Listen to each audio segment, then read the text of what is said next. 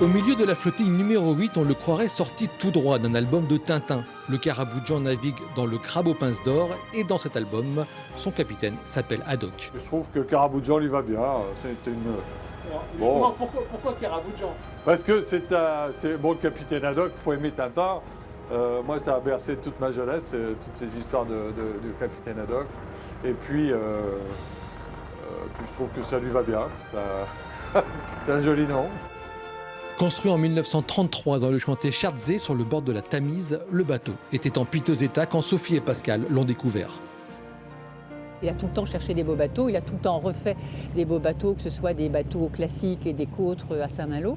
Donc effectivement, ce bateau-là, il l'a cherché pendant plus de 2 ans sur différentes côtes européennes, que ce soit l'Écosse, la Méditerranée. Et c'est vrai que ça a été un coup de cœur.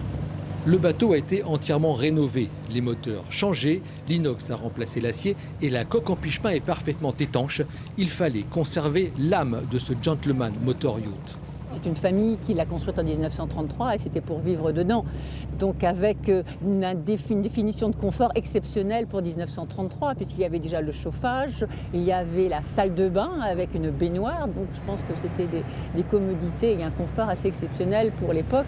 Le Caraboujan a également participé à sa manière à la Seconde Guerre mondiale. Il portait des ballons pour empêcher les Messerschmitt d'essayer de bombarder, pour les gêner dans le bombardement. Le Caraboujan ne transporte plus de boîtes de conserve remplies d'opium comme dans la bande dessinée, mais se prépare à de nouvelles aventures. Ce qu'on veut, c'est découvrir différentes côtes, différents lieux. Son rêve, c'est de Rotterdam et descendre le Rhin et le Danube. Je ne sais pas si on le fera, mais en tout cas, on en rêve. Et ce soir, c'est toute la flottille numéro 8 qui est dans le port de Vannes.